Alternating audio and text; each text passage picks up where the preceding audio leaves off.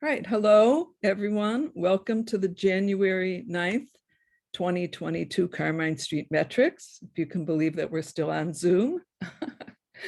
We are. We have a wonderful, three wonderful features today. Stephen Payne will be reading first of the features, because since he's coming to us from Wales, and there's a time difference. And then Terese Coe and Meriam. All of my co-hosts are here today, Anton Yakovlev, and of course, Terese Coe. And I am Wendy Sloan for Carmine Street Metrics.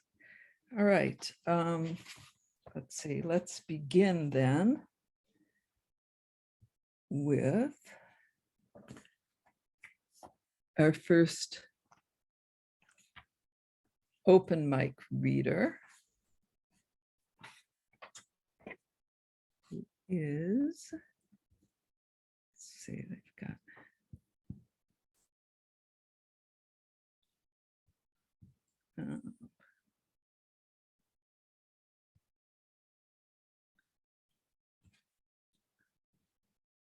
I don't, is she here? Is Lydia Cortes, are you here? Could you raise your hand? I don't see you. I'm right here. You're right there. Okay, great. Let me then spotlight you. All right, terrific, Lydia. Take it away. Thank you. Anyone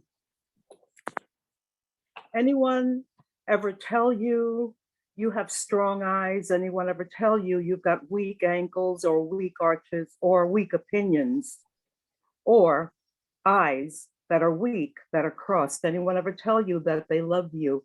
Tell you that they love you only if you change, if you'd only be another way, if only you'd be another, anyone ever tell you anything good, anything mediocre, or just so in between? You know that so pronounced like so in Spanish, not sir, yay, sir, no sir, that in Spanish it means so, means barely mediocre, barely okay, just barely. Did anyone ever tell you you were meant for great things? Did anyone ever tell you you were bound to fail? Anyone ever tell you they love you and then within good time said they couldn't stand you? They always knew you would never last in any past or future relationship.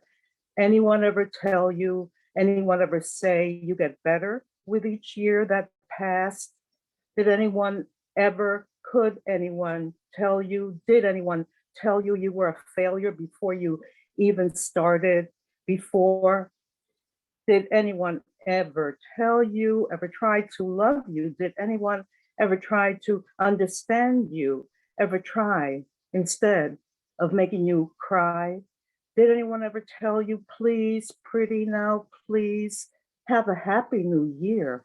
My father used to say, Happy New Year, and he didn't know the meaning of jeer, never said it in any sentence I ever heard. Oh no, never said people were jeering at him, but never said people were cheering at him, never knew the meaning of jeer, but he did say Happy New Year. Did so because I heard him every year, Happy New Year. He said it so much for so many hours before and after the yearly event, especialmente after he had had several shots of that nice, strong Coolio drink, that dark and gloom rum. You know which one I mean, the one that I pronounce Don Q. You say Don Q, like thank you, but I know how to pronounce it. Why else ever pronounce it another way? You know what I mean? Though maybe you can't because you never studied El Castellano. Still, that's how it's done in Puerto Rico or Spain or any of the Latin or South American countries where they speak some kind of Spanish, some kind of lingo, some kind of lovely language that may be indigenous, not Spanish. Who said Spanish had to be everyone's language? Who said English had to be it? Who said you must have language? Who said you must have culture? Although We knew we did. We were told by the outsiders. So still we knew we had it. Like we always knew we were strong eyes. We always knew our arms and backs were strong. So did they. That's why we got paid, though not much, to do the work they needed to get rich. Oh, what did you say? Not all of them. Some of them were kind. Some of them good, gave us a raise every now and then. Did anyone ever tell you, any wise guy put you under their spell, ever say, hey, hey, girl, Happy New Year's? And I'm not in any way jeering or poking fun or having at it with you, not joshing at you. Oh, no, no, I'm actually de verdad, creme de creme, cheering you on like I'm cream cheese, which there ain't too much of late on bagel. Or better yet, I like arroz y habichuelas, and cheering sounds so nice. And cheering sounds so nice. Better than jeering, like a bowl of Cheerios, like a bowl of cherries, like life is just a bowl of, well, you know what I'm expected to say next, so I won't. I'll just say, Happy New Year, my darlings, happy, happy, and I love you. I love you all, and Happy New Year, most of all to you and your strong and strange eyes. Thank you, Lydia. Thank you. Rick, you're up. Rick Mullin.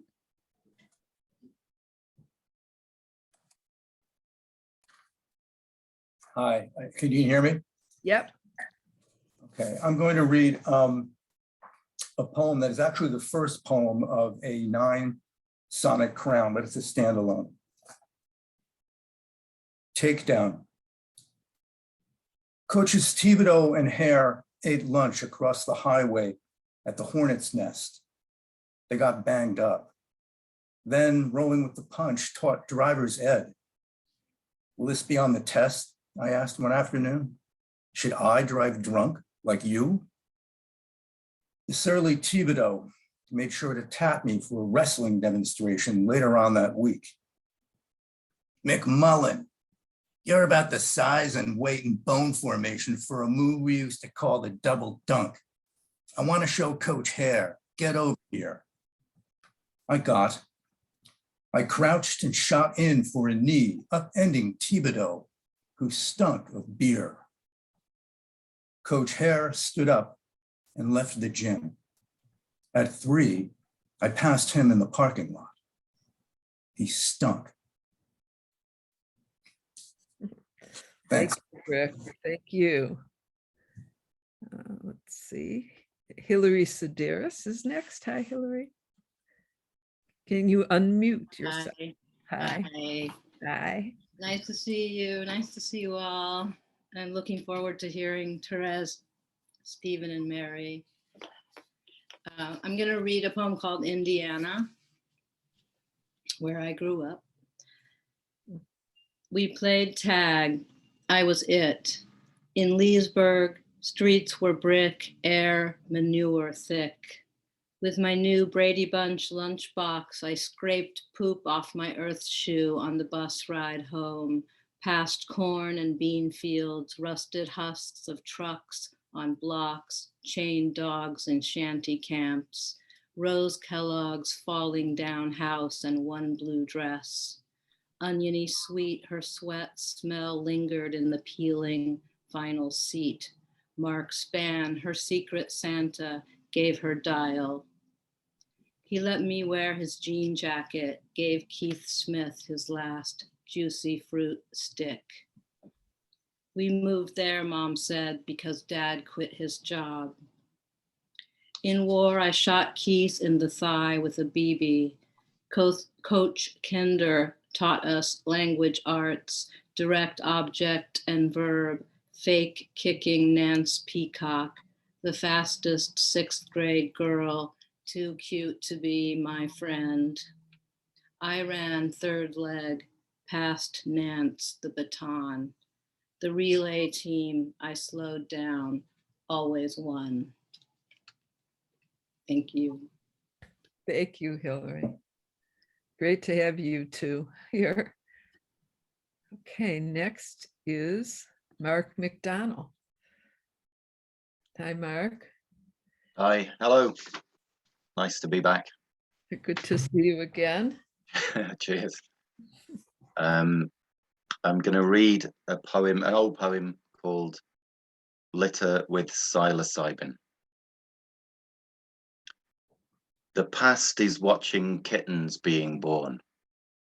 A suitcase grabbed and opened, lined with towels from the airing cupboard.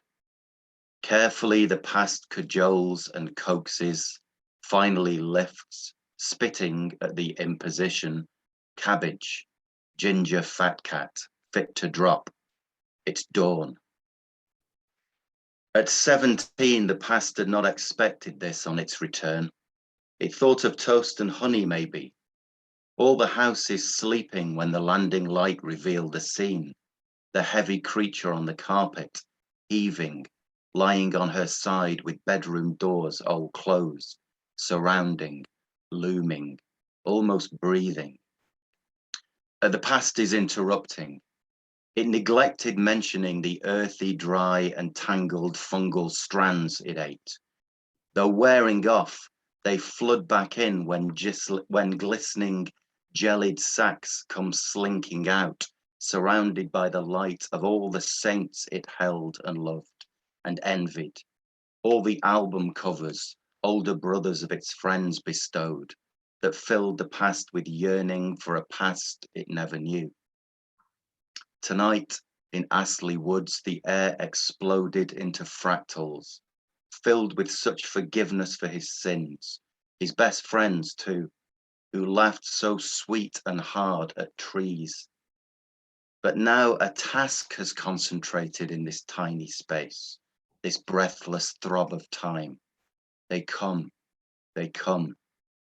Yes, one by one, and suddenly a wave of calm, a knowledge nothing need be done. The past is weeping now. It has a secret kindling in a suitcase of its own. Thank you. Cheers. Thank you. Okay, next is, let's see, our Nemo Hill. Welcome, Nemo. Hi, Hi. how are you? Hanging in there. Yeah. I am going to read from book of mine, Yellen's Reveries. I'm going to read the final poem. The 33rd Reverie of the Yellen.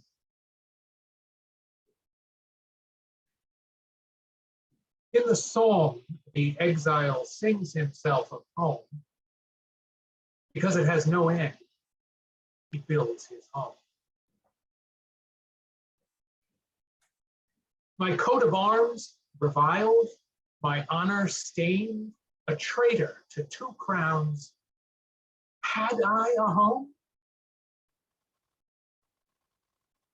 It isn't only wind that swells the sail.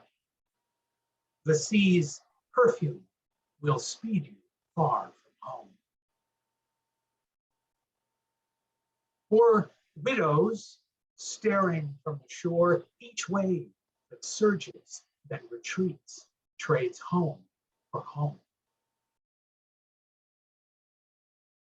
These surf-sluiced stones that gird this constant coast, naked, faithful, drenched, they have their home. A man of action, motionless, I've earned the lame blue drunkard's hovel, harbor, home. Mark this ghost ship's mast, my only tomb, the slight white vein through which my salt streams home. Oh, Portugal, your traveler bearing gifts brings no more than your aching threshold home. Beside the world, Jill, never in it, is where the unshipped sailor makes his home. Great, thanks, Nemo. All right, it's time for our first feature. TTT, Stephen Payne, coming to us all the way from Wales through the miracle of Zoom. I'm going to give you a little introduction, Stephen, while you unmute and so on. Stephen was born in Merthyr Tydfil, right? That's right. Good enough. Got it, almost right. And now lives in Penarth, South Glamorgan in Wales. Okay, he's Professor Emeritus at the University of Bath. Until August 2020, he taught and researched their human-computer interaction and cognitive science. Sounds pretty fascinating. His first collection is called Pattern Beyond Chance, also very intriguing, and was published in 2015 by Happenstance Press and was shortlisted for the Wales Book of the Year. His second collection, The Windmill Proof, was published by the same press in September 2021. And he has a pamphlet coming out in February 2022, very soon, The Wax Argument and Other Thought Experiments. Oh, that's all sounds very intriguing, and really looking forward to hearing read, Stephen. Thank you very much, Wendy. And thanks, Anton and Terese, as well as Wendy, for inviting me. It's an absolute delight to be in virtual New York City. I actually lived in New York City for a little while. And indeed, my son was born in Mount Kisco, New York. And that gives me an excuse to read this first poem, which comes from the book Wendy mentioned, Pattern Beyond Chance, which Terese was kind enough to review for a British journal, New Walk. This is a small poem about my son when he was much younger than he is now. It's called Dyslexia. A hard thing to explain to an 8-year-old. How to lift from everything we know a clutch of truths by which he'll be consoled. I keep to what it doesn't mean, name the famous cases. Hard to answer no when he asks quietly, are you the same? And the second poem I've chosen to read is more particularly about being in New York City, in fact. It's a poem about that experience of learning that someone else that you've met was in the same place as you before you knew them. It begins by sort of versifying a famous puzzle in psychology, which I think is due to Arthur Koestler. Certainly he's the source that most people cite when referring to this poem. And sorry, this puzzle. Most people don't cite this poem. The poem has the same title as the puzzle, which is The Riddle of the Buddhist Monk. At dawn, the monk begins his long ascent, climbing a narrow Himalayan track to gain the summit as the light is spent. A single night in the retreat, then back at sunrise, drawing near the monastery step by step with the descending dark. We might expect, if this were allegory, some shift during the quiet of his stay, a realignment of a memory. But first, a puzzle. Was there along the way, however quickly or slowly he went, a place he passed at just the same time each day? To solve it, disregard the night, invent a doppelganger monk. and synchronize the journeys. Rather, as we might pretend, teasing each other about destinies that our paths crossed before we met. Let's work the trick with summers in the 70s, when both of us, so we know now, would walk the same city. Picture us side by side, negotiating mythical New York.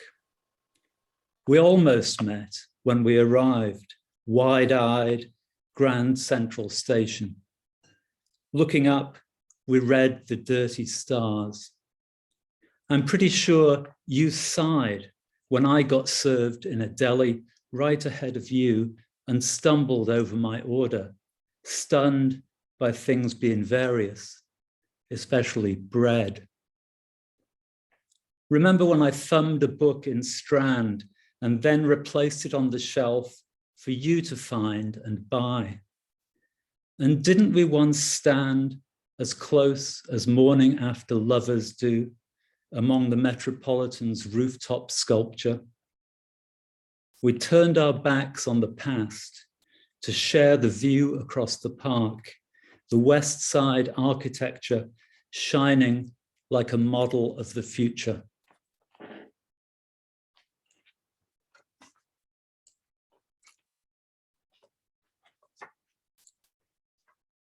I'm going to stay in the New World actually for this next poem. I'm reading now from this book, The Windmill Proof, that came out a month ago. It's mostly poems about geometry, but there's some miscellaneous poems in there too, and I've chosen miscellaneous poems for tonight, although they usually have some slight connection with geometry. I've got a little sequence of poems here that are sort of instamatic poems, to borrow Edwin Morgan's phrase, about some visits I made to Sao Carlos, a small town in Brazil near Sao Paulo, where I was a visiting academic, a few brief visits. And lots of interesting things happened to me as I walked the streets of Sao Carlos. I tried to capture them not in photographs, but in small poems. This one, they're all named after the street in which they happened. And this one's called Avenida Sao Carlos.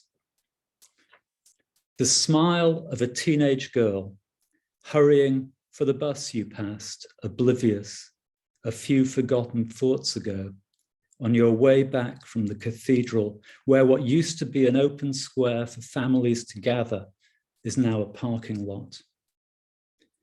The way she seemed to laugh both at herself and at a world that maybe had caught her out, or maybe not. The glance shared with her friend that says they walked a little too slowly or talked a little too much, but hey, that's just the way they are together. The moment they noticed the people at the stop would surely keep the bus waiting long enough. All this in a couple of paces, but carried the whole way back to your hotel. Doesn't it make everything better, if only for a while?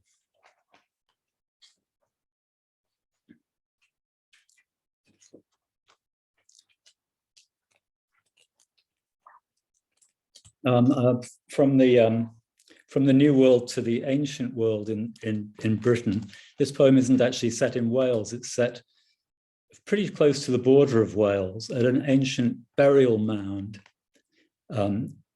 quite close to where I used to teach at the University of Bath in Somerset. I think it's in Wiltshire. The mound it dates from 3500 BC, and you can still walk inside it as a structure. So it's quite a place to visit. I suppose the theme of my New York poem is to some extent revisited in this much smaller poem. The place and the poem are called Stony Littleton, Long Barrow.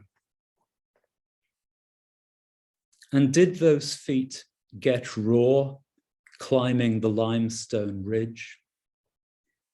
Is this the view you saw? Did you track the same hedge? Stranger, how come you came? Was there a burial chamber murmuring your name, a passing to remember.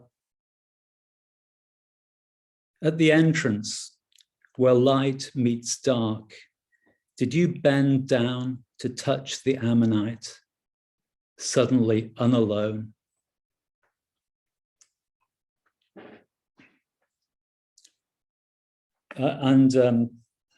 My final poem comes from the forthcoming chapbook that I have about well-known thought experiments. Well, some are better known than others. The one I've chosen to read for you is a very well-known thought experiment, I think. I guess the aim of these poems is to try and describe these thought experiments with a poem, but also to try and take the poem and the thought experiment somewhere else, just prompted by the exercise of thinking and versifying at the same time. This poem is about Plato's allegory of the cave, which comes from his book, The Republic, book 7. I think it's quite well known, but in any case, I describe it at the beginning of the poem. Sort of Plato meets Keats, I guess, this poem. It's called The Allegory of the Cave. Chained in a cave, you only ever saw a show of fire-cast shadows on the wall. You'd no idea what any shape was for or what it meant. You knew nothing at all about how false your circumstance, how bleak, nothing about the guards, the puppeteers disposing sculptured objects on the shelves behind your back. Whenever they would speak, their voices echoed round, and to your ears were spoken by the silhouettes themselves. Released at last, you struggle to forget the murk. The blessings of the sunlit days are mixed. Your eyes burn with the dazzle, yet to make the most of liberty, you gaze at everything. And next, you have to do the maths, especially the geometry. The night sky is your workbook. Once you prove the full moon is a circle, you will view a gibbous moon, misformed though it may be, as beautiful and true at one remove. Thank you very much indeed for listening.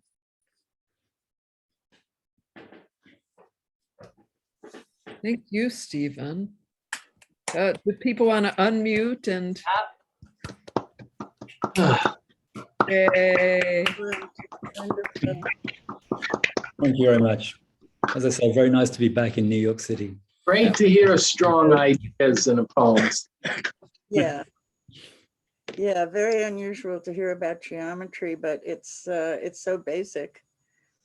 Excellent. Yeah, it was wonderful. I have to get your books now. I don't know how I missed that review of Terese. I have to read that too. A lot of people here have heard of Newark. Sure. I don't know what that is. Anyway, yeah, because we've a number of us have known Rory Waterman for a while. That's why. Yep.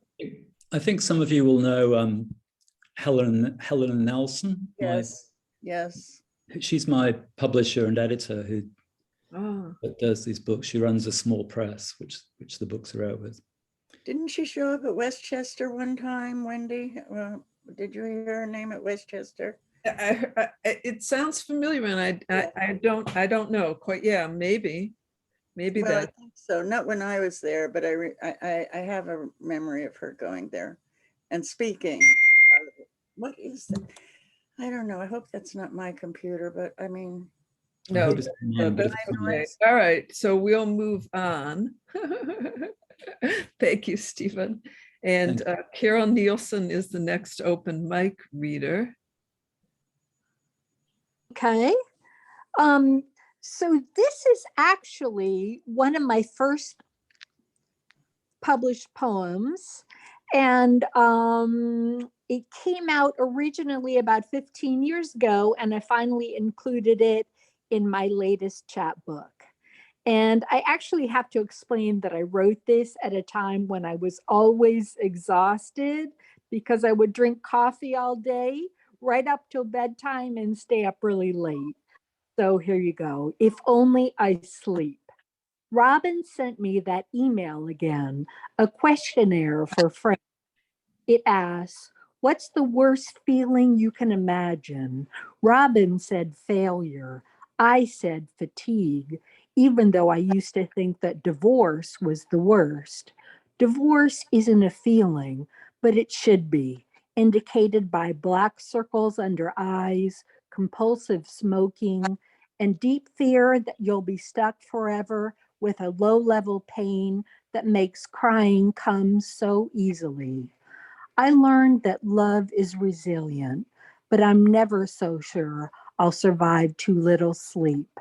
It abbreviates my patience, makes me forgetful and rude, and if I'm not careful, flat out cruel. On those days of sleepy gloom, I have visions of laborers toiling away for a morsel of bread, stuck in a filthy factory, industrial dread. That's my life, I think. Then I wake up laughing. Of course I can go on, if only I sleep. Thank you, Carol. And let's see, next is Chris Brandt. Chris, if you could unmute. Yes, that's it. Thank you. Can you hear me? I'm unmuted? Yes, yes, yes. Okay. This is a recent poem called POW. We're all prisoners of war, told if captured, say no more than number, name, and rank. We've been trained to withstand pain, solitary cells, hot or dank, and in the winter, freezing rain. We're all prisoners of war, held in cells without a door. We know there's never been a time when we were not engaged in battle, committing every kind of crime, stampeding herds of maddened cattle. We're all prisoners of war, forgotten what we're fighting for, but patriots must rally round, politicos and pundits bray. You must protect our sacred ground. Now run, enlist, do not delay. So we're all prisoners of war. That's our story. There is no more. We started out with great ideals, founded a whole new age, we said. But now we know just how it feels to find our dreams are left for dead. And we're all prisoners of war, held in cells without a door. Thank you. Okay, thank you. And next is Rob Wright. You can unmute.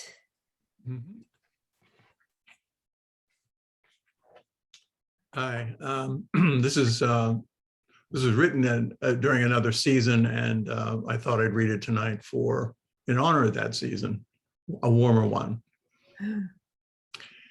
Each summer has a peculiar smell, a taste. One was evoked for me just now, a ghost of suntan lotion in the air, blown off a roof deck, and I was taken back to beach light with the smell of cigarettes and children shouting as they broke the waves beyond umbrellas, stretching through the haze.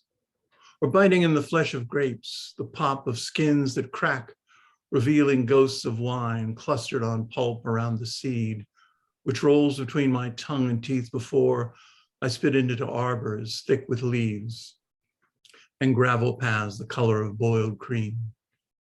Or snapping mushroom caps and thinking of the loam that's black and living, or my sweat as I lie beside a lover underneath an open window with the sound of cars and footfalls passing by. We stir and yawn.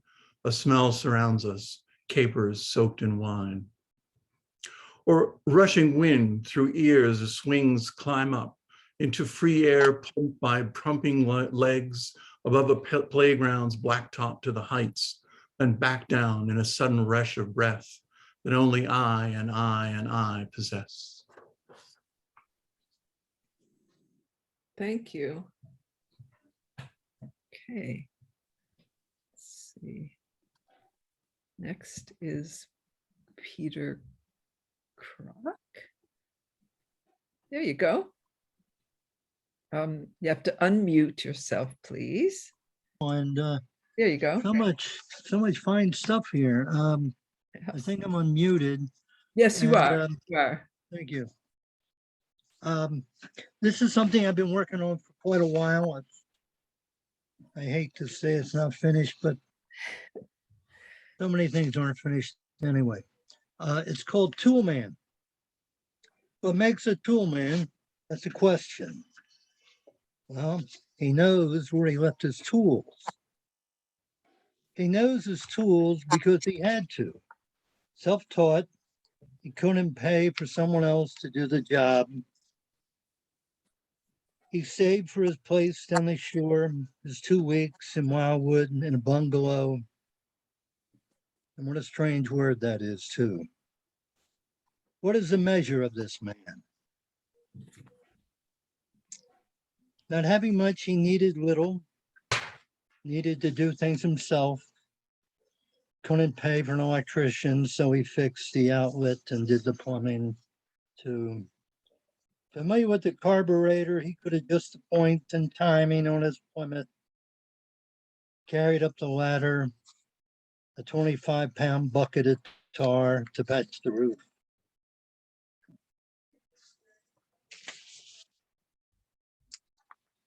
Use a coping saw if you want to put a curve in a piece of molding. When there was a leaking pipe and you needed to put on 2 pipes together, clean the joints with steel wool, heat the solder and let it run along the joints. Hated to put up wallpaper into paint and to try on pants, but loved to shop for tools. He didn't care much for birds or plants or ties, but he mowed the lawn. There were so many things I can't remember where I leave them. Perhaps that makes me less a word man. Perhaps my words aren't that important. I can't remember where I left so much, so many papers, poems, and in which file I left my work, or even the right file's names. Sometimes they're discovered, later too, usually by accident. That moldy basement, his work area, no bigger than a station wagon, his place of peace, the place where he could be alone. I feel I know that place. I think about that peace and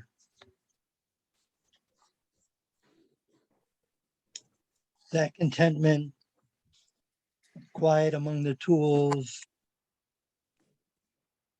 that I feel close to when I'm writing. I feel I know that place. Once I said to the tool man, I owe you for all the things you've done.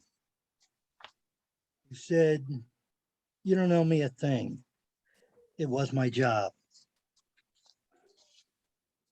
Well, that's the tool man. That's sweet. Thank you. Thank you, Peter. And let's see. Yeah. Very nice. And next is Carolyn Raphael. There she is. You can unmute. Okay, I just did. Yeah, you did. Okay. There we go. Hi, everybody. About 5 months ago, my husband had successful knee replacement surgery, and he was only in the hospital overnight. Nonetheless, here's the poem, While You're Away. While you're away, I'll shun the rose, the cool night breeze that sweetly blows, the trilling of the cardinal song. Somehow it suddenly seems wrong to revel when the pleasure goes. And yet my tree hydrangea grows with daily confidence. Who knows? Perhaps I also can be strong while you're away. Without your buoyant smile that shows the spirit of the man I chose, without your often off-key song that strives for Wagner, not too long, I'll mimic coping, I suppose, while you're away. Thank you. Thank you, Carol. And next is our second feature, Terese Coe. Hi, Terese. Oh, well, while she's getting ready, gives me a chance for my introduction. Well, maybe time for my introduction. Terese, you can unmute yourself. I just Okay, did. great. Terese Coe's poems, prose, and translations appear in too many journals to read here, but they include just briefly, among many, many others, Agenda, Alabama Literary Review, Alaska Quarterly, Hopkins Review, The Moth, or let's see, Stinging Fly, Poetry, and Three Penny Review, and TLS. And her book Shot Silk was shortlisted for the 2017 Poets Prize. And her play, Harry Smith at the Chelsea Hotel, had its most recent reading in 2019 at Dixon Place Theater, New York, to an SRO audience. I'm not sure everybody knows what SRO means. Standing room only. Standing room only. Okay, great. So Terese, take it away. Thank you, Wendy, and thank you, Anton, for all the preparations you do all the time. Okay, I want to mention one technical thing first, which is that every time I'm on a Zoom, which is only with CSM, I get messages saying you have an unstable internet connection. So I have learned how to deal with that. I keep some other very strong, like, or big website open. If I go off, it'll only take me maybe 10 seconds or 15 seconds to come back. I just have to refresh the other connection. It's crazy. My son says, my son's in EE, says it shouldn't work, and it couldn't work, but guess what? It seems to. So that's my announcement. Okay. I'm going to start out with Emily baking bread. Very short. Epigraph. Twin loaves of bread have just been born into the world under my auspices. Emily Dickinson letter, May 1850. Loaves of bread and leavening will readjust, as each mound must. In the rising by and by, the silent mound may be unbound and offer up the levity a loaf-like tomb provides as room. Company often comes to call to celebrate their newfound state. This one is called In Movement is Disguise, Hillside, Thessalonica. Epigraph, photo of streaks on a dry Greek landscape. The purple streaks are someone's gown. Winter stayed on too long, and Demeter is still unseen, the grain and her daughter gone. But I see her mare, its wind-blown mane as dark as Tyrian, the dye that once could fetch its weight in silver at Colophon. This is another Liza, in memoriam Liza Stell, very dear friend of mine, who died in the 90s of cancer. You're not going to believe what I have to tell you. Liza's alive. I saw her on Henry Street standing in a fireplace, going up the chimney. She didn't want to see anyone. I told her Sheldon died of lymphoma after 9/11. She gave me a grave look, as if she knew. I told her we planted a tree over her ashes in his backyard. But whose ashes were they? She asked me. I didn't answer. It was a white birch, I said. I said, you're not absent without leave. You're living in a monastery. I can almost touch you.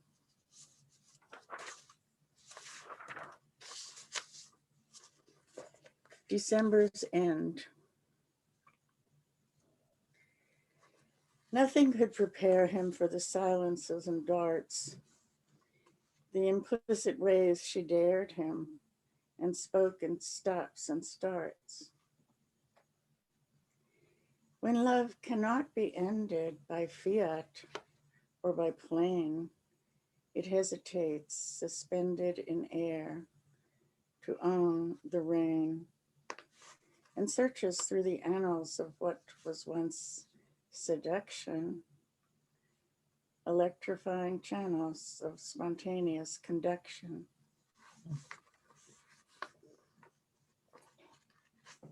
This is called Outside Eden. Duet in isolation, dissolving world and ache. Their nakedness together could make the devils quake. They cannot find their bearings, and soon two heads are bowed and open to the psyche, and everything's allowed.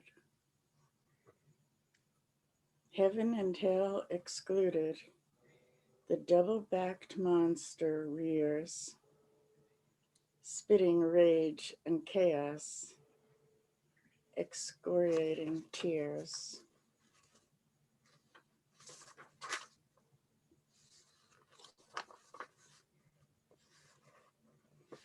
A posteriori, I hope I pronounced that right. According to the evidence available, we're here. Further indications show that here will disappear. Deedle. As Alicia Stallings once said, Deedle comes from Daedalus. I keep saying Daedalus, but it's Deedle and Daedalus. Okay. The giving called a sin. The split that makes a twin. The emptiness in mad. The gallant in the cad. Away without a will. The enterprise in still. The lie that is a swear, the plunder in the air, the silting in the flow, a kinsman turned to foe, the grace that is a scab, the toxins in a lab.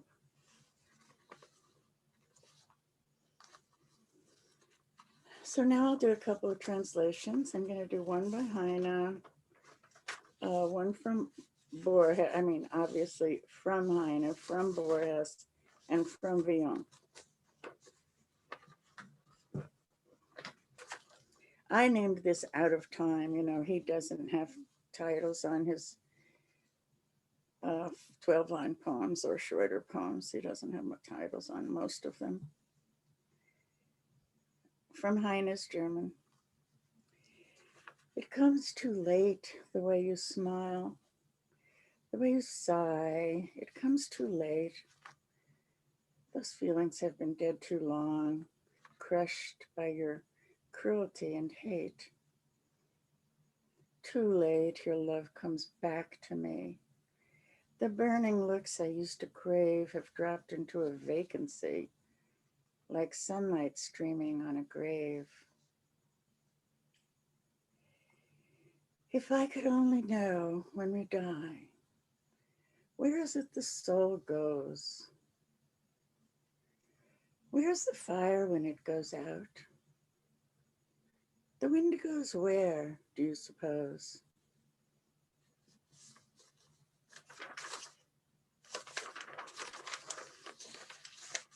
From Borges, remorse for any death.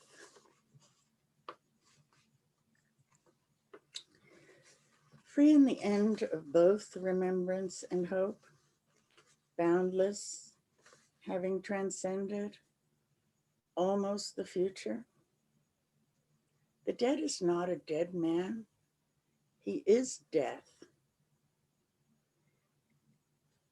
Like the God of the mystics, for whom we must abandon every theory, the dead man, outsider everywhere, is naught but the loss and voidness of the world.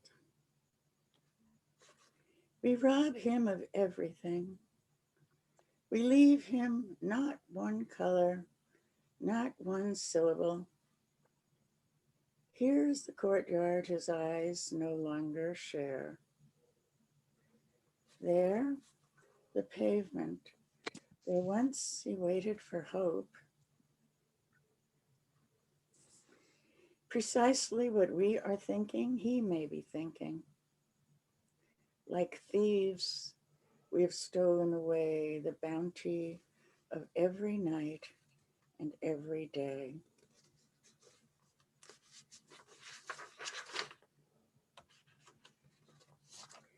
And this is it's either a translation or an adaptation, take your pick, from Francois Villon, a beautiful name he had. Ballad for Long Gone Ladies. Tell me where, on what seas, is beautiful Flora the Roman? Where are Cypiades? Where is Thais, her cousin? And the maven of brook and pond, where is Echo, whose cheer speaks to us from beyond? And where are the snows long gone? Wise Eloise is where? For whose love Abelard, her hermit monk in prayer, wrote letters under guard. Tell me, where is the queen who sent Buridan to his dawn drowning sack in the Seine? And where are the snows long gone? Blanche, the lily queen, whose voice was allure and bliss, Longfoot Bertha, and keen Alice, and Beatrice,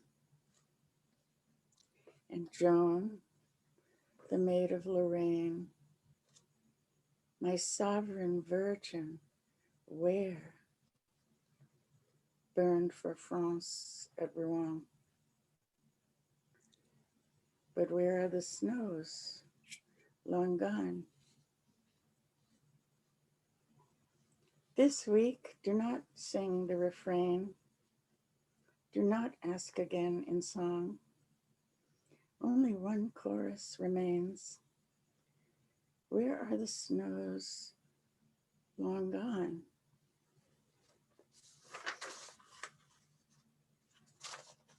That's it. Hey, can unmute. Terese, those were astounding. Just gorgeous. Yay, Terese. Yes. Oh, man. Beautiful, Terese. Aina and Vion. Well, Villon, I know. Is that David talking? David Katz? Yes, it is. Yeah. The Francois Villon is just, I translated that many years ago, but nobody would take it except for Bill Thompson at Alabama. Of course, it was mostly done for many years. Finally, Bill Thompson took it. It's wonderful to take that on, and you've created something completely original and moving. Long gone instead of yesteryear. Yeah, Wonderful. it's so much better to rhyme gone, I think, yeah. Thank you so much, David. Terese, have you ever heard HD reading her poems? No, is that Meriam by any chance? Yes, I it's thought me. so. Okay. Yeah, I you should listen. Listen to HD reading her poems because it's spooky how much you sound like her. Really? Is that on YouTube or what? I think so. It is on. Okay, I'll look for it. Yeah. No, I've never heard her read, and I only have probably read very few of her poems, but long ago. But I will check it out. Thank you. Okay, why don't we then take our break and just one second, recording. Good cookie. And, let's see, Amrita. No, Anton, I got. Let's see, Amrita. Valan. There you go. Okay, take it away. Are you, can you unmute? You're unmuted. Oh, I better mute everyone else. Sorry. And then. And now Amrita, can you unmute? Sorry. I'm unmuted. Yes, you are. Am I supposed to read today? Oh, I'm sorry. Aren't you on the? I have a poem ready, but I don't know if I'm supposed to. Yeah, you're on the standby list. We're down to the standby list. Would you like to read? Yes, I've got a poem ready, but. Okay, then we'll be very happy to hear you. Okay, thank you. I thought I'll be called last if so. Oh, sorry. It's called Mystic. Music, a mystery in this heart, a history that anchors, awakens creation, Srishti.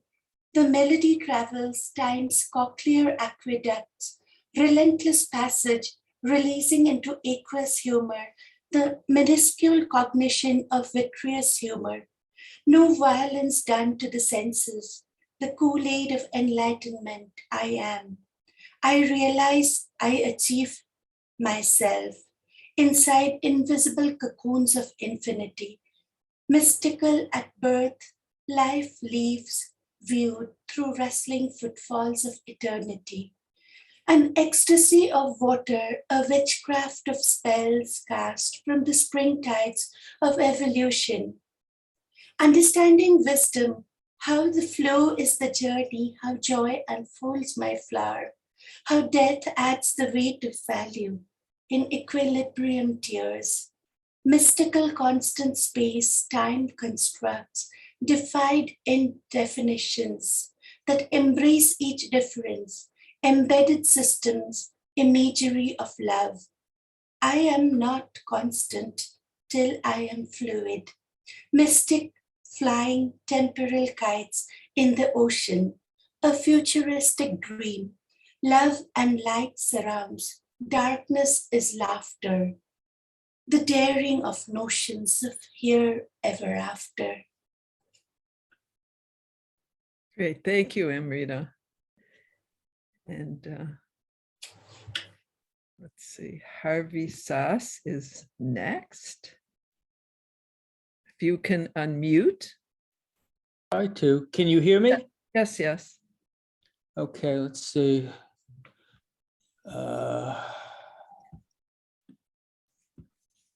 Now I just have to find where the poem is. And that's not it. Okay. Yeah, this is something that I hope I finished earlier today. It's called Higher. Raised on erector sets and cabins constructed of Lincoln logs, you spent hours in your bedroom shaping a world more to your liking. Everything on the floor covered except your trundle bed, by turns fabricating low-income housing for GI Joes and tearing it down again. Self-trained as an architect, engineer come general contractor LLC, clumsier toddlers having marveled at your way with blocks, labeling you a future captain of industry. With such a background, you ought to be able to pull together a backyard swing set, earn your PhD.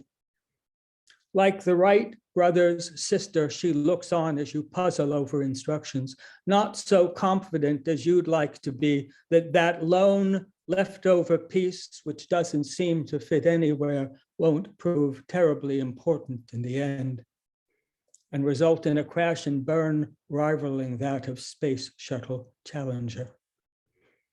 And wasn't that a whoopsie of historic proportions?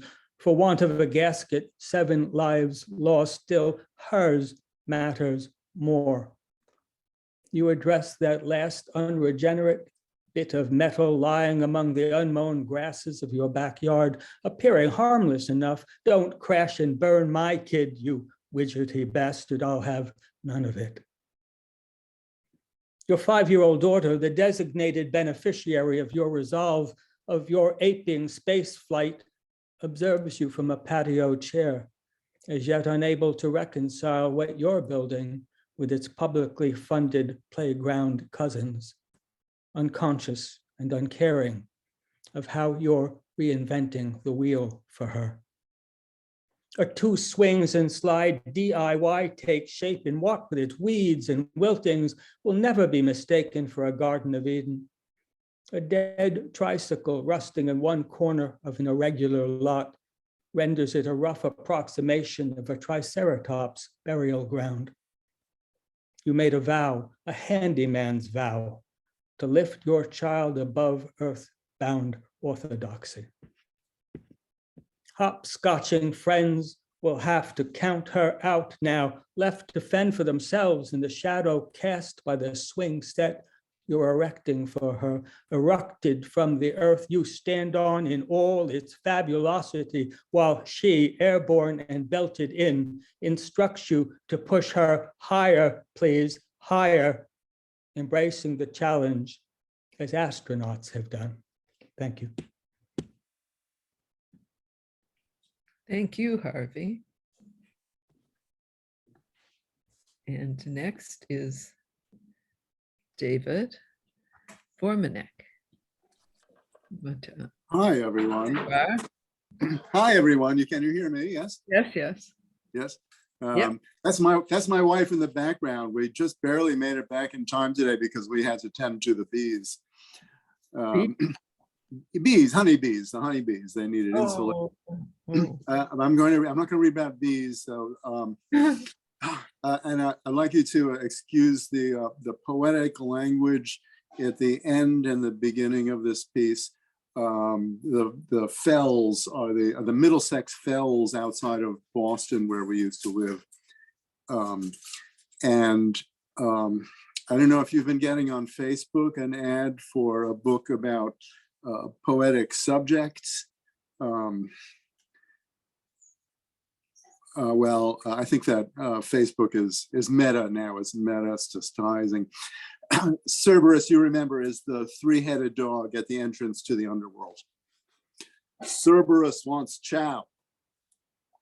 My wife and I went on a winter walk, and pausing at the entrance to the park, were pleased to read new signs commanding dogs to stay on leads and owners carry bags. But many dogs had already let drop along the trail their dissenting remarks. A bed of moss grows deep on the cliff top. We lay on it a while to spark and talk. Then, walking homeward down the leafy path, I saw brown smears had transferred from her shoe to my wife's skirt, and they smelled awful too. My reverie transmogrified to wrath, and midway on this journey through the fells, I surveyed choices of circles in hell. Thank you very much. Okay, thank you. And next is Linda Stern.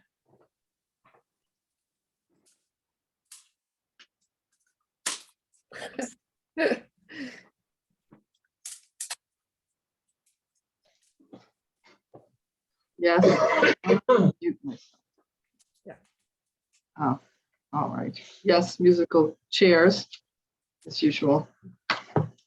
There was an article in the Times this week about a letter from a GI mailed to his wife that finally arrived 75 years later.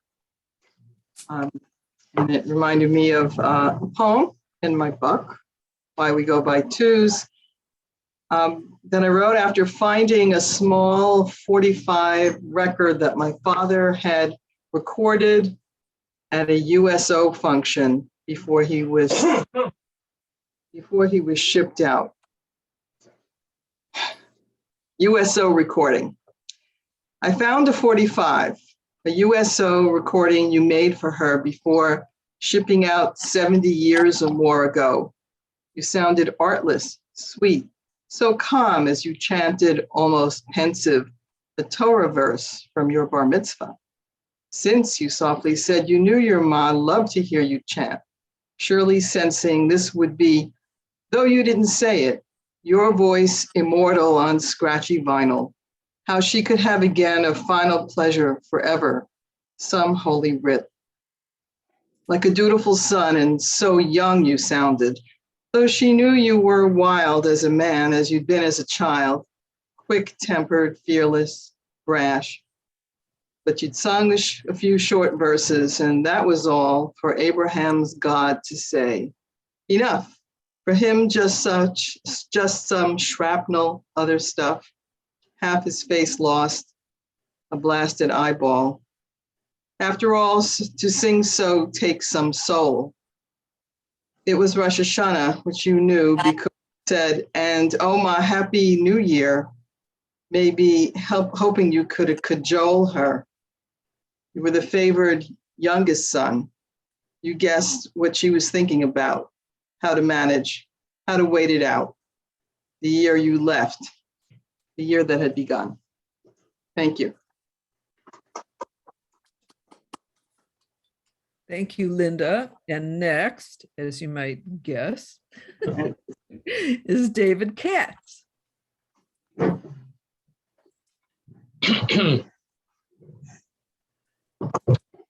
hope we're not so predictable as all that.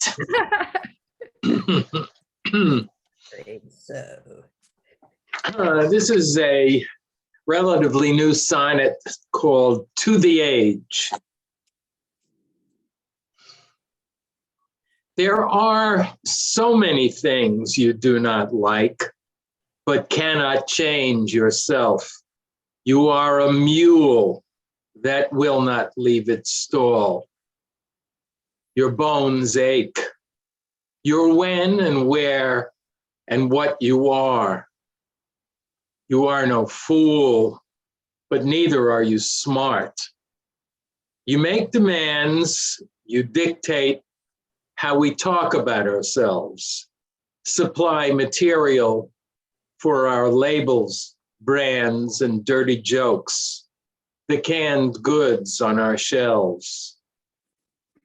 We've taken you for jazz and innocence, things that change, although you stay the same for all the time you're here.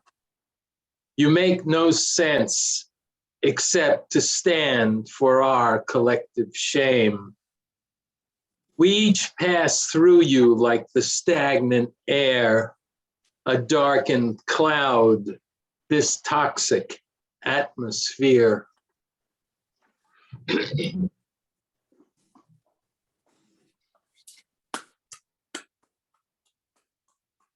Okay, thank you, David. Thank you.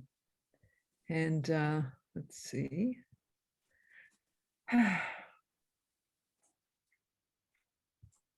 Now it's time for our third feature, Meriam. As many of you know, co-founder of Headmistress Press, editor of the Lavender Review, Lesbian Poetry and Art, and the author of My Girl's Green Jacket, 2018, the Lillian Trilogy, 2015, both from Headmistress Press, and another book that's about to come out, her new collection, or I guess it just came out, Pools of June, from Exot Books, as we just found out.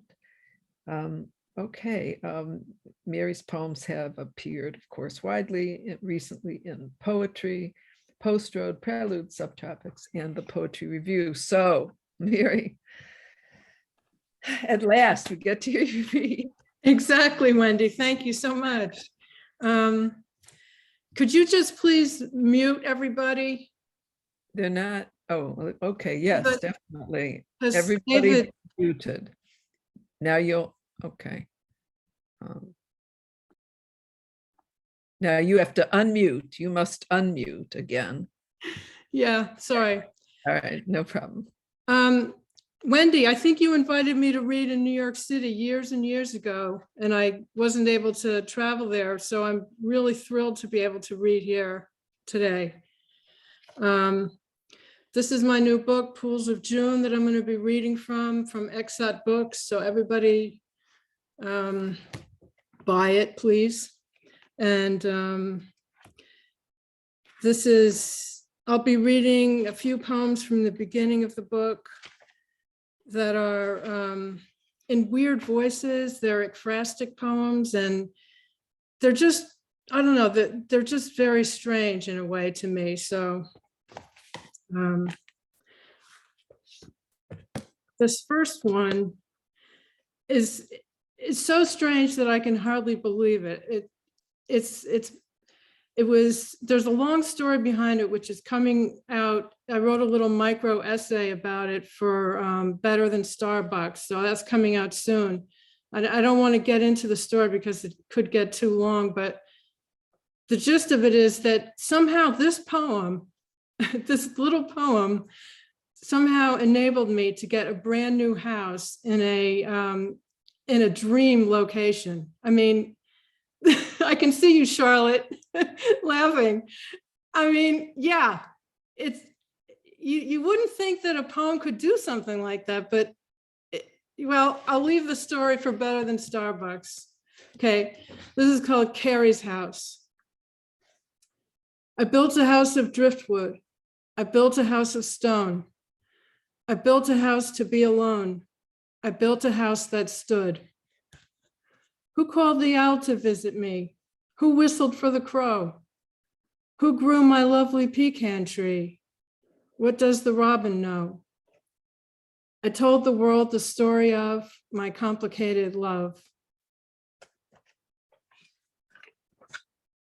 Okay, I've been writing poems in meter for years, and I wanted to do a little experiment in this book to see if I could write poems without thinking about meter at all and see if there would be the ghost meter would show up. So the next two I'm going to read, you can decide for yourself if you can hear any kind of a ghost meter. Trans. Drown me now, sailor. Oh, little white blossom, save me. She misses her mother, had a few surgeries. Now these wings on my back and a mustache. Now she's telling me her dreams and nightmares. Just get off my back. This is my map. Sleepy, erudite, easy, ooh, bat legs, foxy. No way will I have a birded head. Then she starts blooming into a striped wallflower. No one could look at the brown, blind little creature. Take this red road to Rahway. You will find the sticks. The sticks will be bats. Toss them into the sea.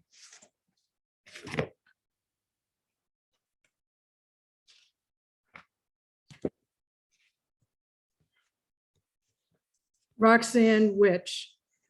They said I could be a witch if I lifted a strand of my hair without touching it on a windless day in a meadow when clouds make black and white shadows. My hair grows fast in tangled curls, longer than my teeth and twice as surly. My name is Roxanne La Baptista Lorraine. Stare at me and I'll stare you down the dirty drain. Tell me to smile. I'll use my hair as a weapon to strangle you who think you have power. For I have the strength of rage on my side and delicate tendrils adorning my eyes. My beauty is a yellow bird in a cedar forest, nesting there, flying on broomsticks for food. The music I bear and my burden back is mine, brother, so remember your lack. I can see you laughing again, Charlotte. Okay, I have a friend who's deaf who's been teaching me sign language, which I absolutely love. And I was practicing reading this and I made up this kind of weird sign language, so I'm going to give it a shot here. It's called Serious Doll. Her hand is reaching into space for you. She tries to organize her face for you. No man can touch her plastic hollowness. Her big uplifted eyes say grace for you. See drops of water roll across her cheeks. She cannot find a breathing place for you. The current runs away in strange directions. In fields, she gathers Queen Anne's lace for you. Hasn't she heard you talking to the sea? She puts the flowers in this vase for you. Measure that never stops, unending stairs. The unknown finish in the race for you. Her secret cabinet is locked away. May mercy win the jeweled case for you.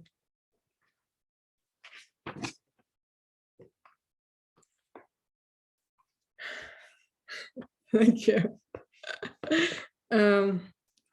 This one's called Eos. Hopeless, asking hells in the sky, the storming mudpie slinger, hacking the weak to pieces, dawn of bitter, sickening habit forming, fucked up, deforming. My own Eos, covering turf with morning dewdrops, make my coverage and headlines charming, make my local personal times non-harming, nothing alarming. May your softness often restore, bring warming speeches, peaches, fields full of tiger lilies, larks, and not too terribly hard, your calming cloak, so disarming. That was Sapphics, and I have another Sapphics here. It's very different reading Sapphics from iambic pentameter. I started feeling like I wanted to dance. Okay. Dear heart, all the times I misunderstood, please forgive me. I could go downhill in a sled with sorrow. Snow, my hero, build me a fort this winter, made of your hollow hub of pulsing chambers, your crimson center. Greenless branches stick me like Venus arrows. Why, my Valentine, did she leave me stricken, frozen, and slighted? Once she slid her fingers inside my velvet cushion, knit my cap and embroidered borders, dressed me all the way to the silver heavens. Oh, she was lovely. Who could heal a storm through the tangled briars, who could soothe the flood through the scalding trials, who could kiss an oath through the fallen oak trees, terrace the traumas. Okay, even though this one's in my new book, I wrote it really years and years ago. I hope Marcia's still here. Marcia? That looks like she left. Too bad, because it's a play. Oh, Mary, I'm here. Oh, hi, Marcia. I just couldn't find the mute button. I hope you remember this one. Okay. It was, I wrote it at the Sphere and everything and published it. So it was kind of like an erratosphere inspired poem. And it's also a bout rimé that was published in Angle. And Annie,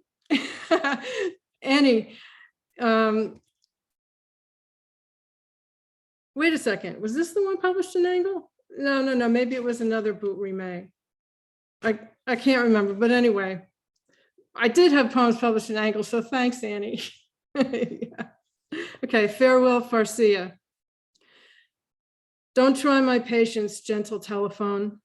Go split your wires, crack your handset bone. Go digital, go slow, go beat a drum. Go ring yourself to death, I will not come. I'll hear instead the doves cry overhead. So still I'll stay, she'll surely think I'm dead to love, but no, I hear the loving doves that fit together like two hands in gloves. The doves fly west to east and east to west. But why? Because doves know love has no rest. The doves compose me with their loving song, transforming into goodness what is wrong. And I remain below, a single one, like every other single in the sun, taking a walk in the dim Doveland wood. Farewell, Farcia, farce will bring no good. And the last one I'm going to read is Dictionary of Owl.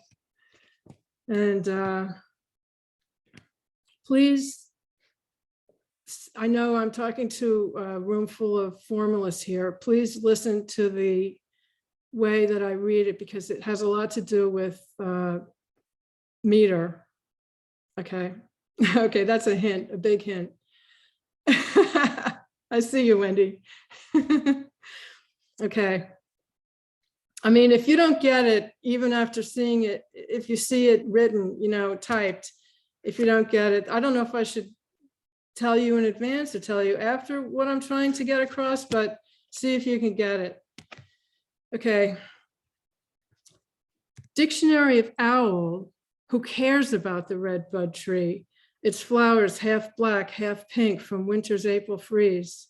Who cares who lives halfway or dies too soon?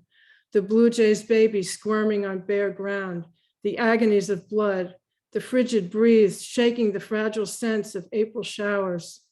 Who cares who craves the heated pools of June, the lake of boaters buzzing by or drowned? Two vultures meet me at my open door, scanning for carrion, distinct of spasms, the sky gods pecking rotting flesh for food. Who cares if this strange order ends in good, or if the chickadee lands in the chasms of endless carelessness forevermore? And that's it. Whoa. Okay, everyone, unmute. Just so you know, I was laughing with pleasure. Thank you. I know you were, Charlotte.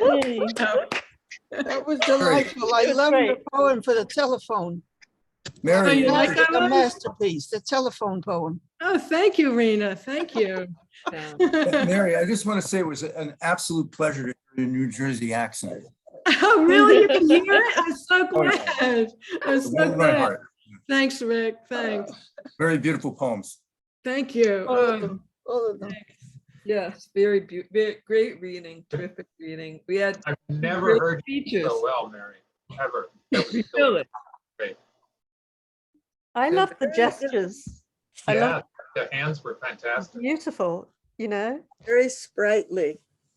I couldn't believe how that poem just lent itself to it. It just was perfectly, it's in couplets, and every single couplet led from one hand gesture to the next, and it all fit. It all needed hand gestures, it seemed like, you know? So that was cool. It was incredible, Mary. You just became a performer. I was just thinking you could perform and maybe people would laugh affectionately then. You know what I mean? It's like you are a performer. Thank you. Thank you so much. Yeah. Okay, well, everyone, let's see. Thank you so much for coming. Let's see where. Oh. Also remember that the book is for sale now. It's not going to be available on Amazon until the 2nd of February. The 2nd of February. But it is available from McDonnell Books now. So get on the computer and get one. I agree. The hand gestures were inspired, totally inspired. Thanks, Terese. Yeah. Okay, well, everyone, can we have one more round of applause for Meriam and also Terese Coe and also Stephen Payne. Yay. Not to mention our inspired open mic today. Yes. Open bikers all. And We'll see you at the next reading.